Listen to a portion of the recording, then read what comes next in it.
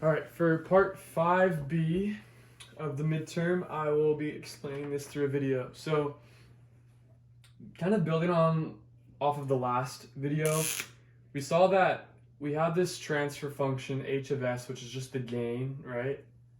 And we know that from that derivation, we got an equation that said 1 minus SRC and 1 plus, or divided by 1 plus SRC. So we know that 1 minus SRC in the numerator is a right-hand pole 0, right? And we know that the 1 plus SRC in the denominator is a left-hand pole, left-hand plane pole and a right-hand plane 0. So we found that the magnitude of this transfer function was just equal to 1 because the magnitude of each of these, so the real part and the imaginary part, is the exact same, no matter what the values are. It's just a constant all-pass filter.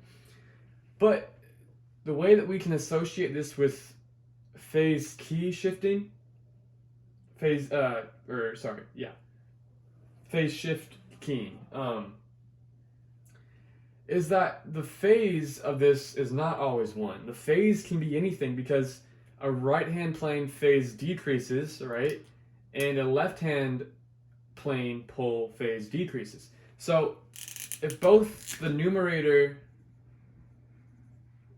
and the denominator, if the phase of both of these go down, then the total phase goes down even more, right? They sum up. It's a summation of both. And so if we wanted to build a transmitter, right? If you wanted to build a transmitter that was sending out bits, right? Bits of like zeros and ones and zeros, whatever, right? We could associate these bit pairs with different phases. So 0, pi over 2, pi, 3 pi over 2, whatever we wanted, right?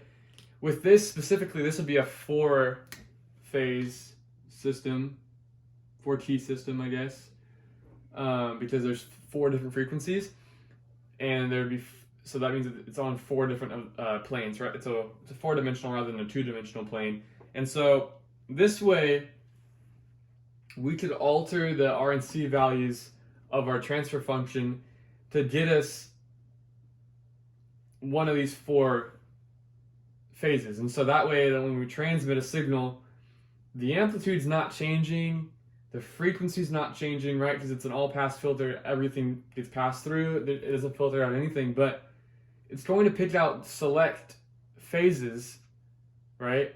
Based off the R and the RC values that we choose over here. So yeah, that is my explanation, and thank you for listening.